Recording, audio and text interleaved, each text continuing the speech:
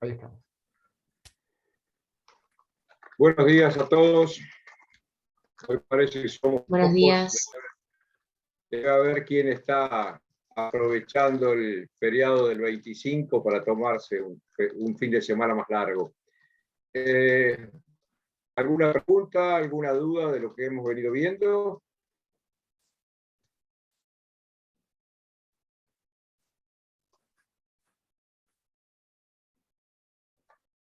Bueno, parece que no.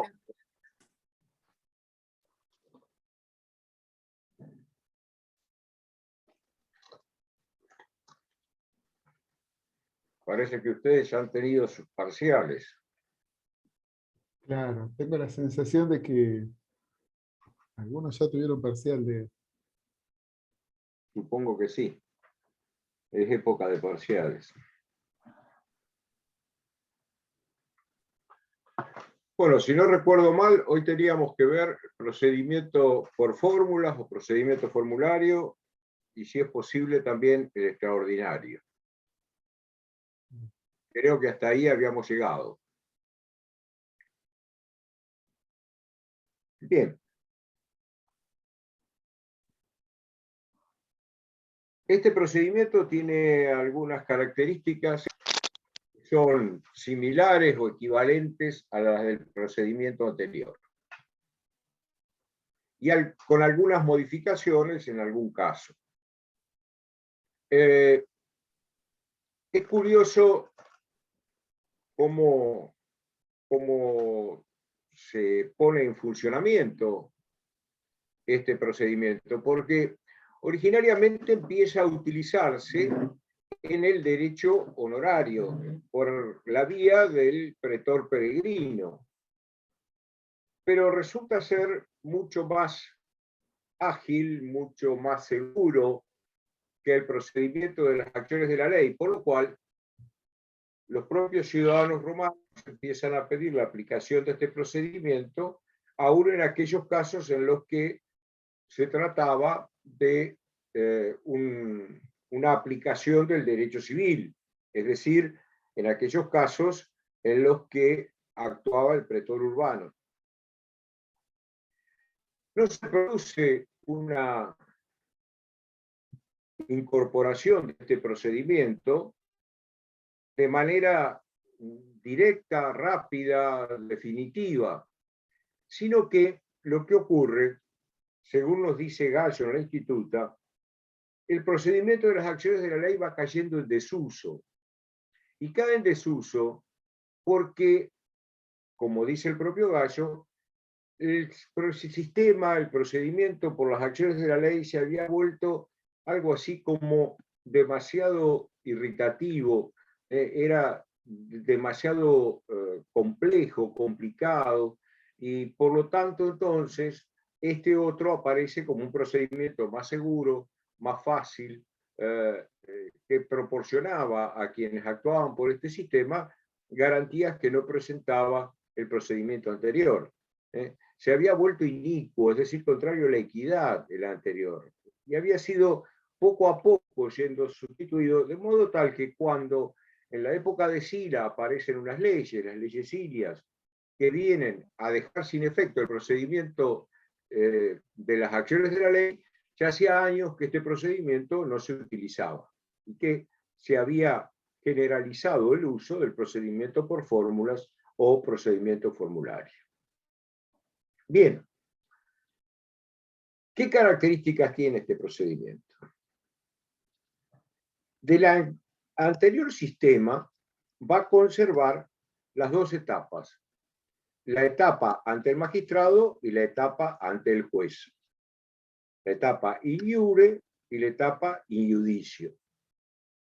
Ahora bien, la actuación en este caso del magistrado va a ser una actuación mucho más amplia, con un protagonismo diferente en el caso anterior, como lo vamos a ver ahora a continuación.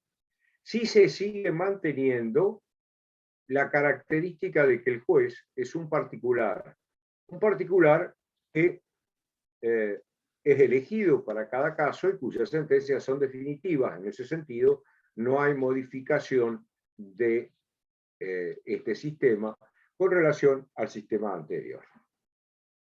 Es decir, que vamos a tener acá la persistencia de las dos etapas y un protagonismo diferente del magistrado que actuaba en la primera etapa. ¿Por qué digo una actuación del magistrado que es más significativa? Porque el magistrado es quien va a redactar lo que se llamaba la fórmula. La fórmula es poner por escrito qué es lo que reclaman las partes. Ahora vamos a ver qué diferentes partes tenía la fórmula. Y lo que hace es, como diríamos, cristalizar el juicio. A partir de ese momento, una vez que se ha realizado la fórmula y que se ha completado la fórmula, ya a partir de ese momento no vamos a poder modificar nada. Todo lo que había en origen y que da motivo al pleito queda cerrado en lo que es la redacción de la fórmula. Esa redacción de la fórmula nos da justamente lo que es esencial en el procedimiento por fórmulas o procedimiento formulario. Es que se produce, como dicen algunos autores, una especie de novación. Ustedes seguramente la novación la habrán visto o la van a ver en el modo de extinción de las obligaciones. En las obligaciones, la novación era, se extinguía una obligación por el nacimiento de una obligación nueva, que conservaba algo de la anterior, pero que modificaba en algo esa anterior. Entonces, a partir del momento que se produce la novación, ya la primera obligación, ya las características que tenía la primera obligación, se han visto extinguidas y a partir de ahora la relación entre las partes se rige por la nueva obligación que surge a través de la novación. ¿Por qué se dice que este procedimiento es una suerte de novación? Porque justamente lo que produce es que aquello que no está incluido en la fórmula ya no se puede incluir en el futuro, aunque pudieran ser cuestiones atinentes a la misma cuestión. Pero es, les decía yo, como que ha quedado cristalizado. Esto da lugar a lo que se llama la litis contestatio, es decir, la materia de lo que está en discusión, lo que es materia de litigio, de discusión. Y entonces, esta materia en discusión es la que el magistrado ha considerado que es lo que debe tratarse, que es lo que debe resolver el juez. Es decir, le da un marco al juez dentro del cual puede resolver la cuestión que le es planteada. Quiere decir que si a posteriori de la realización de la fórmula apareciesen nuevas pruebas o nuevas cuestiones, ya no se pueden introducir. ¿Por qué no se pueden introducir? Porque se ha producido, como repito nuevamente, la litis contestatio. Se ha producido cuál es la materia del litigio que debe resolver el juez. La cuestión interesante es que siempre en este procedimiento, como vamos a ver cuando veamos una de sus partes, que es la parte de la condemnatio, siempre consiste en dar una suma de dinero. Veamos entonces cuáles son las partes de este juicio. No, pero antes vamos a ver otra cuestión que tiene parecido o conserva algunas características del procedimiento anterior, pero que trae alguna novedad, y es cómo se cita a juicio. La citación del juicio se sigue haciendo exactamente igual, de la misma manera. Las partes también deben estar presentes igual que en el juicio anterior. Nuevamente se debe convocar a aquel con el cual se va a tener el juicio de la misma manera que se hacía antes, es decir, en lugar público, en presencia de testigos. Se deben mantener las características aquellas que para conducirlo, primero, que la parte no se puede negar a concurrir, pero que si se tuviera alguna dificultad, el que debe proporcionar los medios para que concurra es aquel que está reclamando, que está haciendo el juicio. ¿Cuál es la novedad? Que para evitar ser llevado diríamos, entre comillas, por la fuerza, ser obligado a concurrir compulsivamente, el que es citado puede dar garantía de que va a concurrir.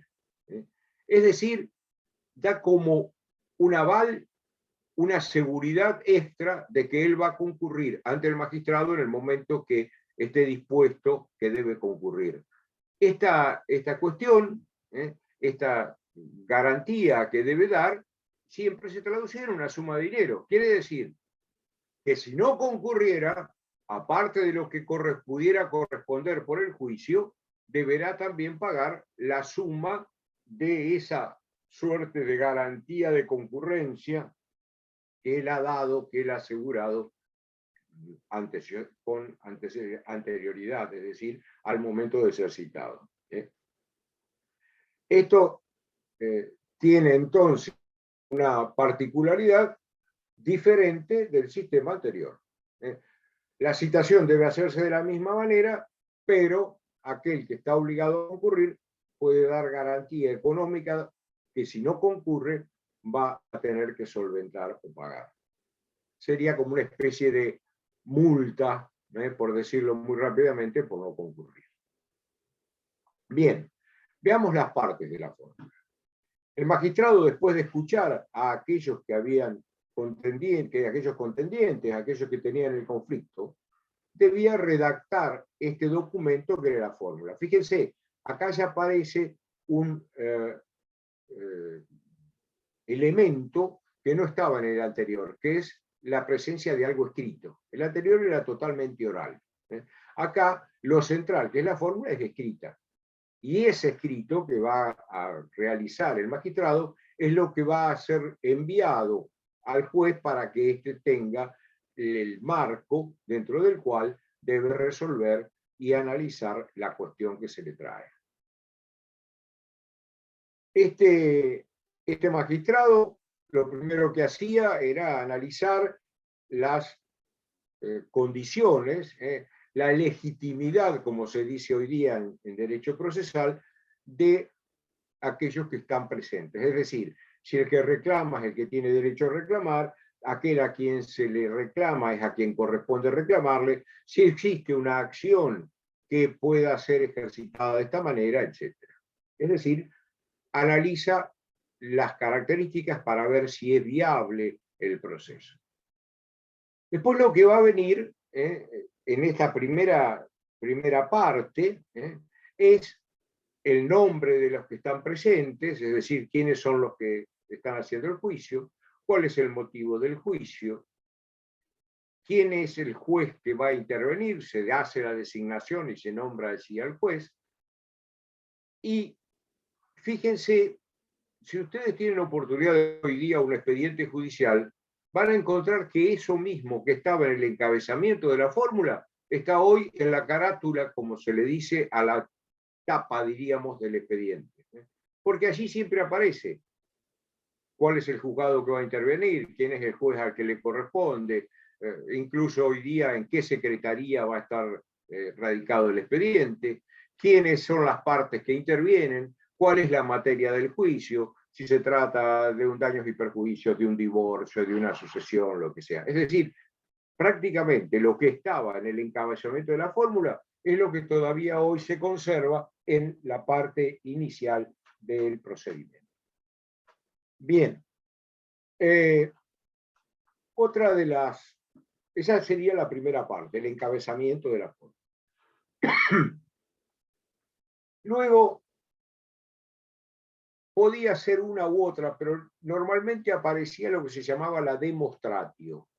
¿Qué contenía la demonstratio? El relato de los hechos en que se basaba el reclamo y la prueba de la que las partes pretendían valerse. Por ejemplo, en esa parte se iba a decir, yo le presté por un mutuo la suma de tantos pesos a esta persona y no me ha pagado, y por lo tanto yo puedo demostrar que hice ese mutuo, ese contrato de préstamo, con tales testigos, de tal manera, etcétera, etcétera. También podía contener la defensa de la otra parte, que dijera, no, no es cierto, los testigos son falsos, en fin, lo que fuere. nunca me entregó la suma de dinero, sí se comprometió a entregarla, pero nunca me la dio. En fin, defensas que pudiera alegar. Quiere decir que eso es lo que está en la demostración. Vuelvo a repetir, los hechos en que se basa el reclamo y la prueba que las partes intentan valerse para demostrar la procedencia o no del reclamo que se está haciendo. Luego venía la intentio. La intentio es una parte que no debería faltar en ninguna fórmula. Hay muy pocas fórmulas que no tengan intentio. Prácticamente no existen. Son para casos muy particulares y no vale ni siquiera la pena que le dediquemos tiempo al análisis a esta cuestión de cuáles eran o en qué casos. ¿Por qué? ¿Qué contenía la intentio? La intentio contenía lo que hoy llamaríamos el derecho en que las partes se basan. ¿Cuál es la pretensión jurídica que se tiene? ¿Qué es realmente lo que se intenta? La intentio. ¿Qué es lo que realmente lo que se pretende? Después del relato de los hechos, por todo eso yo quiero cobrar la suma de tantos pesos conforme tal acción. Eso sería lo que está contenido en el intentio. Por eso es que es central. Si en un juicio yo no digo qué es lo que quiero, difícilmente pueda avanzar en el juicio. Yo tengo que analizar y decir, bueno, por estas causas, el relato de los hechos, reclamo esto otro. ¿Está claro? Y después venía la condemnatio o la adjudicatio. La condemnatio sería la condena. Y esa condena, les decía, debía consistir en una suma de dinero. Normalmente esta condena aparece como una orden que el magistrado le da al juez de qué manera debe resolver. Sería algo así como, si se prueba que son ciertos los hechos que están relatados en la demostración y que por lo tanto corresponde hacer lugar a lo que se pide en la intentio, condena, ahí está la orden del magistrado al juez, a pagar la suma de tantos haces, tanta cantidad de dinero. Esto sería la condenación. Si de la prueba, si lo que se relató o lo que se hizo resultara que se ha pedido de más o incluso que se ha pedido de menos, el magistrado no puede condenar, tiene que rechazar. Si se probara que en realidad no eran 500, sino que eran 600 lo que se habían pagado, pero en el intentio se había dicho que se reclamaban 500, se perdía el juicio. Lo mismo si se pedía de menos. Si se demostraba que el préstamo, el mutuo, había sido de 500 y este aparecía reclamando 300, se iba a rechazar el juicio. Esto es en cuanto a la condemnatio. ¿Por qué es importante esto de que se trata de una orden del magistrado? Porque el juez no tiene imperium. ¿Se acuerdan del imperium de los magistrados que tenían los magistrados mayores, los cónsules, el pretor? Era la posibilidad de hacer cumplir sus decisiones, hacer cumplir aquello que ellos resolvían. Eso, dicho rápidamente, sería en lo que consiste el imperium. El imperium de los magistrados. El juez no tenía imperium, pero al haber una orden del magistrado, lo que resuelva el juez es como si lo resolviera el magistrado. Por lo tanto, tiene el peso del imperium del magistrado. Por eso es que está tan acotado el juez. O condena a la suma de tanto o rechaza y no condena a esa suma. ¿Está claro? Bien. Hay juicios en los cuales la cuestión no es esa. Ustedes conocen, cuando hablamos de la clasificación de las acciones, recordarán que hablamos de que hay acciones que son acciones divisorias.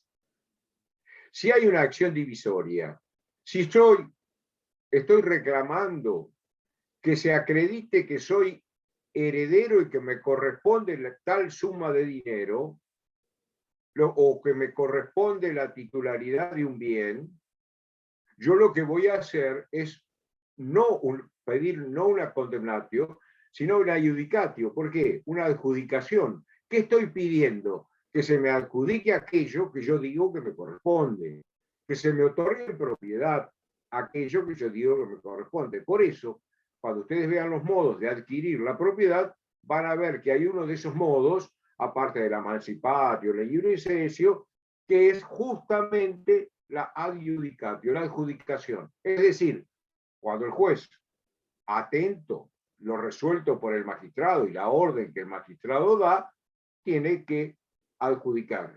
Si se prueba que son ciertos los hechos, etcétera, etcétera, adjudica. Es decir, otorga la titularidad de determinado bien. Estas serían las que llamamos las partes ordinarias de la fórmula. ¿Por qué son partes ordinarias? Porque están conforme al orden. Es decir, son partes que están en la fórmula. Fíjense, puede ser que haya una fórmula que no tenga demonstratio, porque la cuestión sea meramente jurídica. ¿Soy heredero o no soy heredero? Y entonces por ahí no necesito hacer demonstratio. Normalmente sí la tendré que hacer, porque tendré que demostrar que yo soy aquel a quien le asiste la posibilidad de ser heredero. Supongamos, si soy un heredero por testamento, tendré que acreditar la existencia del testamento. Es decir, ese será el hecho. La existencia de un testamento que me designa heredero, entonces tendré demonstratio. Podrá haber algún caso en el cual no hace falta la demonstratio, pero prácticamente no existe juicio en el que no haya intentio. Estas son partes ordinarias de la fórmula. Ahora bien, aparecen lo que se llaman partes extraordinarias de la fórmula. Hay una que estaba en poder o tenía a su alcance aquel que reclamaba o demandaba. La praescriptio, eso que hoy llamamos la prescripción, la praescriptio. ¿Qué significaba esto de la praescriptio? Praescriptio, escrito antes. ¿Antes de qué? Antes del intentio. El actor, aquel que reclama, podía pedir que se escribiera antes de la intentio algo para justificar lo que dice el intentio y evitar después que no hubiese congruencia entre lo que reclama y la sentencia que se dicta. Por ejemplo, si yo hice un préstamo de 500, pero ya me pagaron 200, yo, si tengo que poner la intentio y la demonstratio, tengo que decir, yo hice un mutuo por 500. Pero después voy a salir en la intentio pidiendo 300. Por eso tengo que pedir que se ponga una praescriptio donde conste, pero me fueron pagados 200, por lo cual estoy pidiendo 300. Eso sería la praescriptio. Es parte extraordinaria porque normalmente no está, salvo que pida que sea incluida una de las partes. En época tardía aparece también una posibilidad de prescriptio, que es un poco lo que ha quedado en nuestro tiempo, y que la pedía el demandado. Y él decía, sí, es cierto, me prestó, sí, es cierto, no pagué, pero ya pasó el tiempo en el que me puede reclamar. Porque había un tiempo. Y si no, estaba prescripta la acción. Si no la intentaste en el tiempo que tenías para pedirla, ya después es tarde para pedirla. Fíjense que en el derecho romano esto era bastante corto el periodo, ¿no? Solía ser de 1 año o 2 años como máximo. Esto sería la praescriptio. Y por otro lado, tenemos la exceptio o excepción. Esta exceptio la pide el demandado para hacer valer una circunstancia que le beneficia. Por ejemplo, Si alguien inicia un juicio, seguimos con el ejemplo para no complicar las cosas. Si alguien inicia un juicio pidiendo 500 porque dice que hizo un préstamo de 500, aquel al que se le reclama puede poner por una excepción, decir, es verdad, se hizo un mutuo, me entregó los 500, pero yo le pagué los 500. Pongo una excepción de pago, hago constar que pagué. U otras circunstancias, por ejemplo, sí, es cierto, hicimos el mutuo, pero le pusimos un plazo de 2 años para pagar y todavía no se cumplió el plazo. Entonces, por lo tanto, no es momento para que me reclame, porque yo en este momento no debo pagarle. Aunque le debo la suma, recién me la va a poder reclamar cuando se cumple el plazo. Es decir, que acá ya estamos viendo que hay dos tipos de excepciones. Excepciones perentorias y excepciones dilatorias. Una excepción es perentoria cuando, de acreditarse la existencia de aquello que se dice en la excepción, y se gana el juicio porque prospera la excepción, no se puede reclamar en el futuro nuevamente aquello que se reclamó. Vayamos al ejemplo. Si yo digo, sí, se hizo el mutuo, pero yo ya pagué y demuestro que pagué, gano la excepción y por lo tanto lo que he hecho es evitar que en el futuro me vengan a iniciar otra vez el juicio por eso. ¿Por qué? Porque yo voy a poder acreditar, ya en un juicio demostré que había pagado, ya no me pueden reclamar más. Es una excepción perentoria. En cambio, hay excepciones que son dilatorias, que se gana ese juicio, pero que para el futuro se puede volver a reclamar. Volvamos al ejemplo que pusimos. Si a mí me reclaman el pago, yo reconozco que me hicieron el préstamo, que me entregaron el dinero, pero yo a mi favor tengo un plazo para pagar y el plazo no se cumplió, yo gano ese juicio. Pero si cuando se cumple el plazo sigo sin pagar, entonces me van a poder iniciar nuevamente un juicio.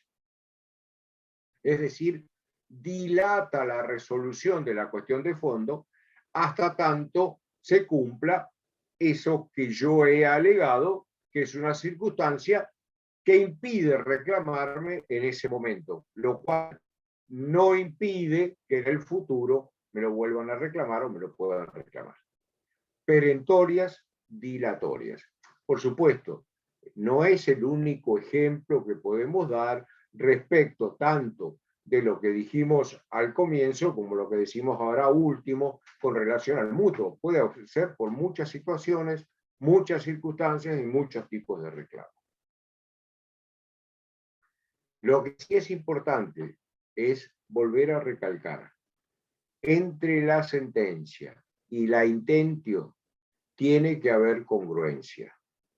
Congruencia que consiste en que no se puede pedir ni de más ni de menos. Porque si pido de más o pido de menos y se demuestra que estoy pidiendo de más o estoy pidiendo de menos, voy a perder el juicio. ¿Está claro esto? Bien, esto en líneas generales y muy rápidamente sería lo que podemos decir del procedimiento por fórmulas o procedimiento formulario. Ahora bien, profesor, el procedimiento, les decía yo, se fue generalizando a punto tal que vino a sustituir el sistema de las acciones de la ley. Ahora bien, ¿qué pasó con este procedimiento? ¿Qué ocurrió?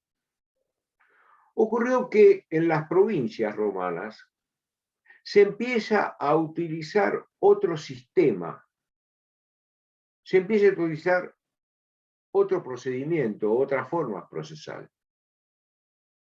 En lo que se conoce como el procedimiento extraordinario, o también procedimiento de conocimiento o cognitorio. Vuelvo a repetir, esto se empieza a utilizar en las provincias romanas. Pero también lo empiezan a pedir en Roma porque resulta un procedimiento, diríamos, que da más seguridades y que plantea la posibilidad de una amplitud que no tenía el procedimiento anterior. ¿Qué es lo extraordinario? ¿Qué es lo extraordinario? Lo extraordinario es que ya no hay dos etapas. Esto se hace en una única etapa. Desaparece la etapa ante el magistrado y a partir de ahora va a resolver un juez. Pero este juez ya no es un particular que se designa para cada juicio, sino que va a ser un funcionario público. Es decir, a partir de ahora, a partir de este sistema procesal, se va a encauzar la resolución de las divergencias o controversias a través de un juez que es funcionario público. Este juez, funcionario público, actúa por delegación ¿de quién? En última instancia del emperador. Por lo tanto, existe la posibilidad de recurrir, es decir, si yo tengo una sentencia que me es adversa, dictada por el juez que es un funcionario público, yo puedo recurrir a aquel que está por encima de él para que la cambie o la modifique. Es apelar. Apelo a la autoridad superior, a aquel que me resolvió, para que modifique esto que él resolvió. Y esa autoridad verá si lo modifica o no. Es un poco lo que vemos hoy en nuestros sistemas, donde hay un juez de primera instancia y una cámara de apelaciones para revisar lo que pueda resolver el juez de primera instancia. Por supuesto, en Roma y ahora debe reunir ciertas características, el reclamo y la sentencia, para que pueda ser recurrida. No se puede recurrir sobre una inexistencia de base para reclamar, solamente porque no me gusta. Bien. Ahora, ¿qué novedad trae este sistema? Es un proceso de conocimiento, por eso también se le llama cognitorio. ¿Por qué de conocimiento? Porque es más amplio, porque no existe ese encorsetamiento, esa cristalización que tenía el sistema anterior. Y este procedimiento es escrito. Entonces, al ser escrito, ¿en qué consistía? Si yo tengo que reclamar, si yo quiero reclamar, tengo que hacer un libelo, un escrito inicial, similar a lo que hoy es el escrito de demanda que se presenta en los tribunales para iniciar un pleito, en el cual tengo que poner qué es lo que reclamo, cómo voy a reclamar, en base a qué reclamo, cuál es la prueba que voy a poner. Es decir, tengo que hacer el desarrollo lo mismo que hoy día y en alguna medida muy parecido a aquello que estaba en la fórmula anterior. Pero ahora lo tengo que poner mis argumentos, tengo que poner cuáles son las razones por las cuales reclamo, tengo que hacer un relato de los hechos, tengo que hacer una fundamentación, entre comillas, jurídica de lo que estoy reclamando.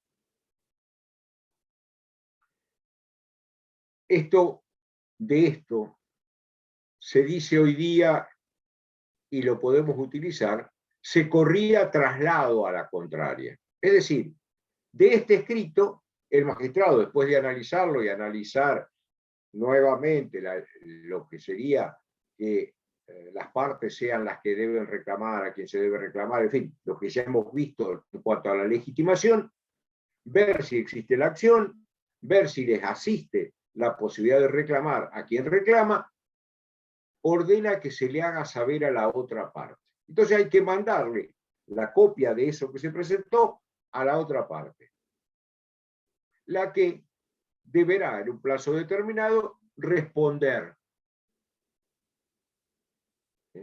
Entonces, estará el nivel inicial y la contestación que se haga de ese reclamo inicial.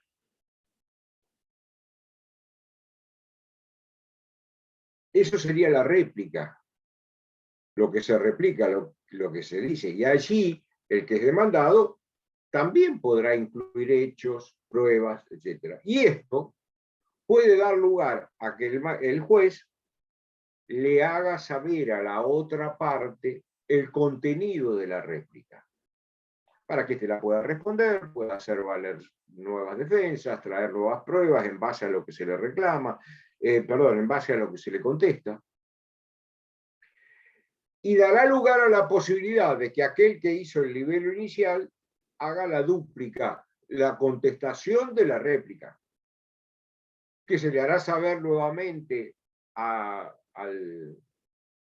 demandado, el que podrá hacer la tríplica, es decir, una nueva respuesta, que podrá dar lugar a una cuádruplica. Y así, hasta que el juez diga, están hablando siempre de lo mismo, acá paró. Pero ¿cuál es lo que se evidencia? La posibilidad de que las partes puedan ampliar el campo de la discusión. Puedan traer hechos nuevos, pruebas nuevas, etcétera, etcétera. Quiere decir que hasta acá tenemos, primero, que hay una sola etapa, que esa etapa es ante un juez, que ese juez es un funcionario público, que las resoluciones de ese juez pueden ser apeladas o recurridas. Es decir, que la sentencia ya no es definitiva, la sentencia del juez como lo era la originaria de los dos procedimientos anteriores. Además, es un proceso amplio de conocimiento escrito, en el cual las partes pueden hacer valer diferentes respuestas a los reclamos de una y otra, a los planteos de una y otra. Y la otra novedad es que aparecen acá una mayor amplitud en cuanto a los medios de prueba. ¿Qué es esto de los medios de prueba? Medios de prueba es aquel tipo de elemento que se acompaña para acreditar la veracidad de los hechos que se alegan, que se invocan. Los procedimientos anteriores básicamente eran los testigos. Prácticamente no hay otra forma de prueba que los testigos en los procedimientos anteriores. En cambio acá, en primer lugar, empiezan a aparecer lo que serían las pruebas escritas. Los recibos, las constancias de los contratos que se hayan hecho por escrito, etcétera, etcétera. Pero también aparece la posibilidad de pedir lo que hoy sería la prueba de oficios. Es decir, si yo digo que de esto hay constancia en tal oficina, en tal lugar, yo puedo pedir que se les consulte y se les pregunte y se le va a mandar una consulta a ver si existe o no existe alguna constancia en otro lugar. Quiere decir que tenemos una prueba documental, una prueba de oficios, y también lo que sería una especie de lo que hoy llamamos las pruebas periciales.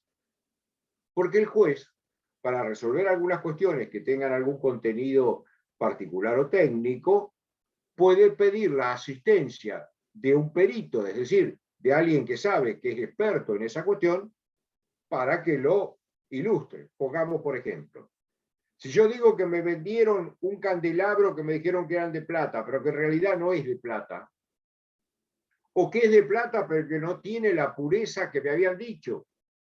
Me dijeron que era plata 900 y resulta que ahora no es plata 900, es cualquier cosa.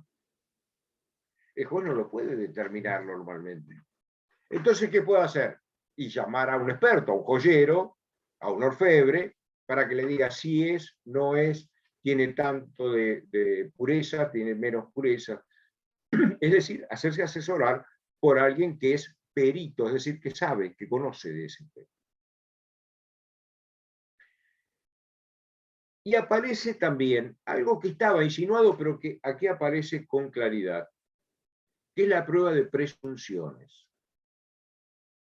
¿Qué son las presunciones?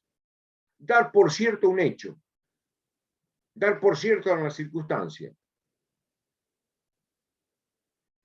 Lo que obliga, en última instancia, a poder acreditar que esa presunción no es válida. Por ejemplo, ustedes han visto algunas presunciones. Cuando vieron matrimonio, habrán visto. Se presumen hijos del marido los nacidos de su esposa, de su mujer, a partir de los 180 días y hasta los 300 días. Ese hijo será un hijo legítimo, se presume. Ahora, es una presunción que puede ser destruida. Yo me fui de campaña a la guerra. Estuve 2 años fuera de Roma en campaña. Y cuando vengo me encuentro con un hijo de 8 meses. Yo puedo demostrar que ese hijo no es mío, porque yo estuve fuera. Es decir,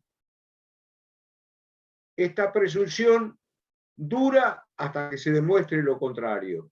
Iuris tantum. Hasta tanto. Hay otras presunciones que no admiten prueba en contra. Son las llamadas iuris et de iure. Son presunciones que no admiten prueba. Miren, por ejemplo, en nuestros días, una ley que es dictada, que es aprobada por el Congreso, que es refrendada por el Ejecutivo, no va a poder ser impuesta hasta tanto no sea publicada en el boletín oficial. Si es publicada en el boletín oficial, se presume que es conocida por todos. Y yo no podría alegar, yo no leí el boletín oficial, porque personalmente no lo leo nunca. Y creo que la mayoría de ustedes tampoco. Ni siquiera los jueces y los abogados. Los jueces van al boletín oficial a fijarse si el edicto que el juez le mandó publicar estaba o no publicado, recortan el pedacito y lo acompañan en el juicio. Sin embargo, yo no podría decir, mire, usted cometió un robo. ¿Por qué? Y porque usted se apropió de una cosa ajena. Ah, pero yo no sabía que eso estaba mal. Yo creí que las cosas eran de aquel que las podía agarrar. No, mire, si tiene dueño, usted no se puede apropiar. Ah, pero yo no sabía. Pero está en el Código Penal. Nunca leí el Código Penal. Bueno, usted no lo leyó nunca. No lo conozco. Soy analfabeto. Soy ciego. No lo leí nunca. Nunca nadie me dijo. Bueno, no importa. Si estuvo publicado, se presume y no admite prueba en contrario que usted debía saberlo. Es decir, hay presunciones iuris et de iure, que no admiten prueba en contrario, y presunciones iuris tantum, hasta tanto se demuestre lo contrario. ¿Qué es lo que se ve aquí? ¿Qué es lo que se está produciendo aquí? Aquí lo que se está produciendo es una inversión de lo que se llama la carga de la prueba. ¿A qué se refiere esto? Aquel que alega un hecho, que afirma la existencia de un hecho, tiene la obligación de probarlo. El que alega debe probar. Ahora, si yo tengo una presunción a mi favor, basta con que yo demuestre la existencia de la presunción, no del hecho. Y será la contraparte la que está obligada a demostrar que ese hecho no puede ser presumido. El ejemplo que dábamos hoy. Todo hijo nacido de mujer casada, pasados los plazos, etcétera, etcétera, se presume hijo del marido de esa mujer. Ahora, ¿qué quiere decir esto? Que esta mujer, este hijo, no tiene que probar que es hijo legítimo de este individuo. ¿Por qué? Porque tiene una presunción a favor. Pero aquel que está afectado por la presunción puede probar y demostrar que esa presunción no es válida. Es decir, fíjense, se invirtió, cambió la carga de la prueba. ¿Por qué decimos que se invirtió la carga de la prueba?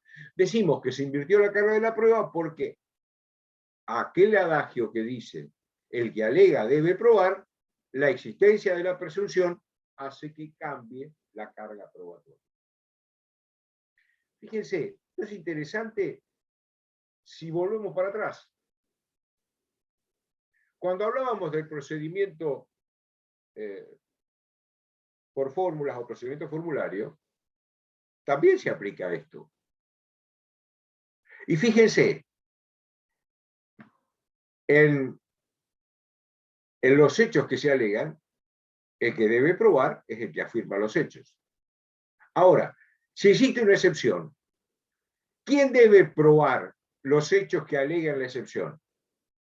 Aquel que la impone. Es decir, la carga de la prueba de la excepción está en el excepcionante, el que pone la excepción.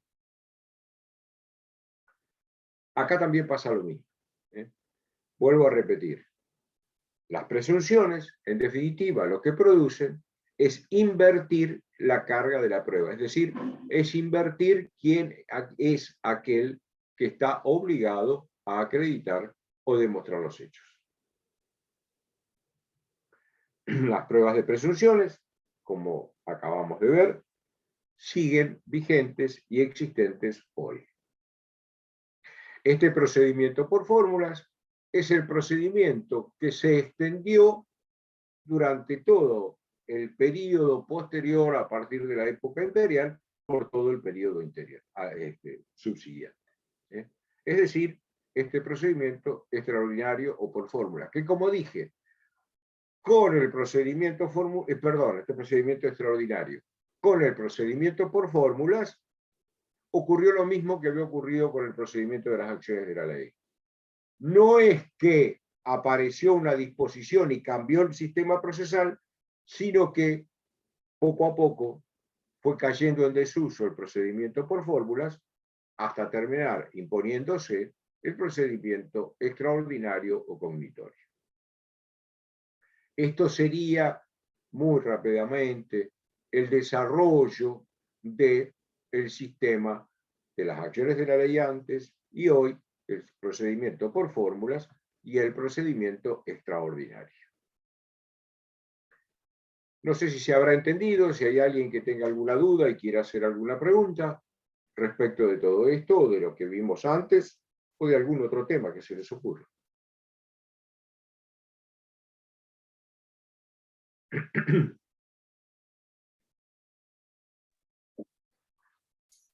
Nadie pregunta nada, se durmieron todos.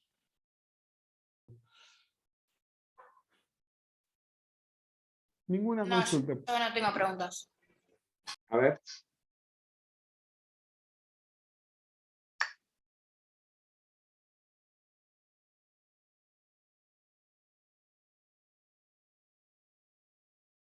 Hacer una consulta acá sobre praescriptio. A ver.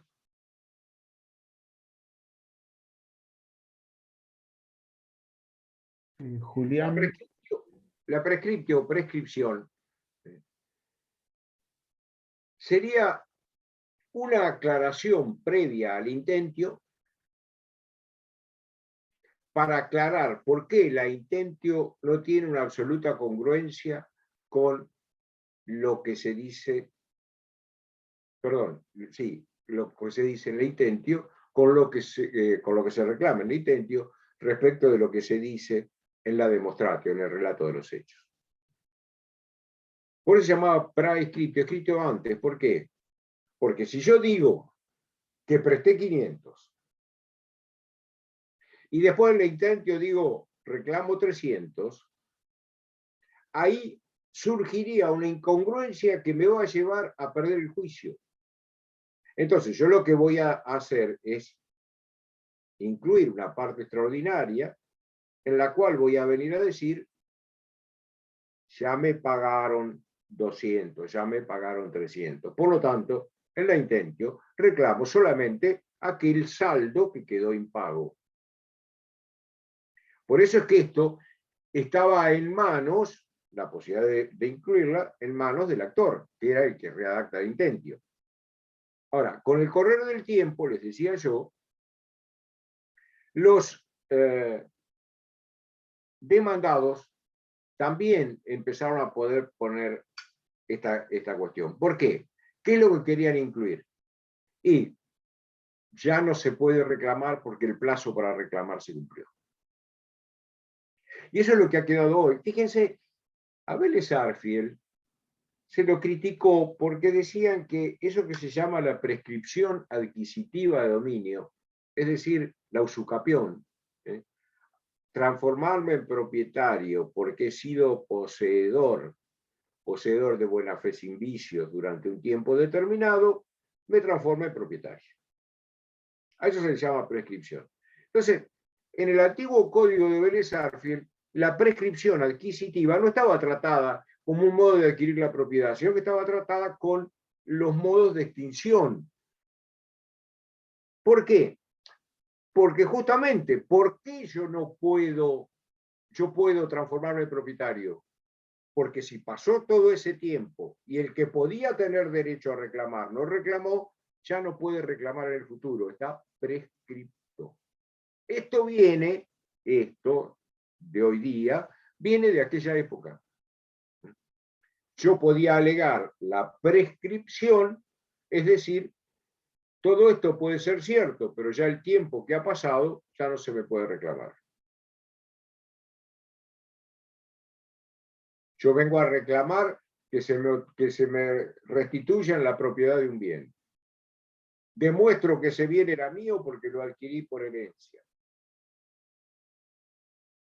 La persona a la que le estoy reclamando es la que tiene el bien. Esta persona puede venir y decir, sí, pero resulta que yo a este bien lo tengo hace 5 años sin que nadie me haya reclamado, no lo adquirí con violencia, no lo hice clandestinamente, no lo hice en contra de alguna resolución de algún magistrado.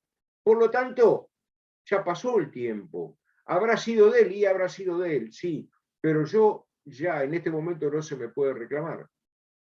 Porque él tenía un año, según la ley de las 12 tablas, un año para bienes muebles, 2 para inmuebles, y pasó ese tiempo y no lo reclamó. Y yo, que era poseedor de buena fe, sin vicios, lo tuve todo este tiempo, realicé actos posesorios, planté árboles, construí algo, etcétera, etcétera. Por lo tanto, ya no se me puede reclamar. Eso sería la prescripción. Que repito, originariamente apareció como una parte excepcional, por eso se llama excepción. En la fórmula no estaba dentro de las partes ordinarias, aquellas que nombramos al principio, para permitir que el actor pueda introducir una cuestión que justifique que lo que reclamo lo intentio no coincida exactamente con aquello que se había o que resulta del relato de los hechos. Yo no podría, en el relato de los hechos, en la demonstratio, decir yo presté 300, porque si el mutuo fue de 500, pierdo el juicio. Entonces yo tengo que decir, presté 500, pero resulta que ya me pagaron 300. Entonces, ¿qué es lo que voy a decir? Me pagaron 300, reclamo los 200 que faltan. Esa es la prescripción. ¿Está claro o necesita alguna aclaración más?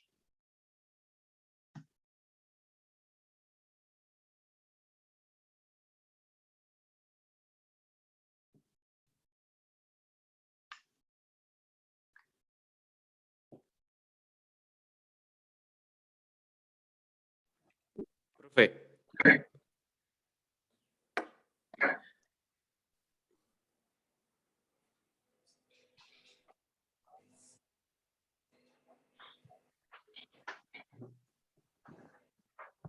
Mando un mensaje, Julián, agradeciendo la aclaración y avisando que se entendió. Así Bueno, que perfecto. Está todo lo entendido. mismo Lola Macasaga. Bueno, estamos en tiempo.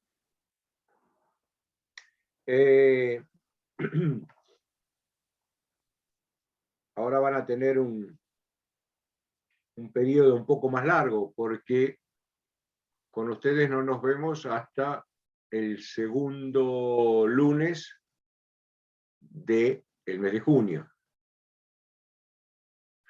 Yo les voy a pedir que ustedes les den una mirada a algunas de las clases de tutela que ya hemos subido varias veces. Porque si ustedes lo miran y llegan a la conclusión que está lo suficientemente claro y que no hace falta insistir en eso, yo preferiría empezar a partir de la próxima clase a explicar el tema de sucesiones. Sucesiones no es un tema difícil. Tiene una complicación, y es que está muy relacionado con todos los temas que ustedes han visto antes. Tiene que ver con personas, tiene que ver con negocios jurídicos, con derechos reales. Es decir, si ustedes no tienen un panorama de lo otro, a veces se dificulta entender este sistema. Y además, la otra dificultad es que es de los últimos temas que se ven. Y entonces, los últimos temas que se ven siempre son aquellos que estudiamos menos porque no llegamos. Entonces, por eso yo preferiría, si ustedes tienen la dedicación de mirar los temas de tutela, más vale contestar las preguntas de tutela que ustedes no tengan en claro y entrar de lleno a hablar del tema de sucesiones. Porque, no sé Marco, pero estoy calculando que para cada uno de los dos grupos estarían quedando prácticamente 2 clases. Claro, claro, ya quedarían las últimas Entonces, yo 2 clases para preferiría cada bloque. dedicar esas 2 clases a explicar el tema de sucesiones. Y repito, no es difícil, pero es más complicado porque tenemos que estar permanentemente haciendo referencia a cosas que ustedes ya deberían saber, pero que a veces uno no se acuerda del todo. Entonces, es mejor el ir y venir con los temas. Persona, negocio jurídico, derechos reales, lo que fuere. ¿Está claro? Bueno, como creo que estamos en hora ya, Marco, ¿no? Sí, sí, sí, ya estamos. Y que no los quiero entretener para que puedan ustedes disponer de su tiempo. Y bueno, nos estaríamos viendo en la próxima clase, que lo pasen bien. Y si no hay más preguntas, dejamos acá. Dale, profe, gracias. Chao, nos vemos. Hasta pronto. Chao. Gracias, Marco. Por favor, gracias, Haroldo.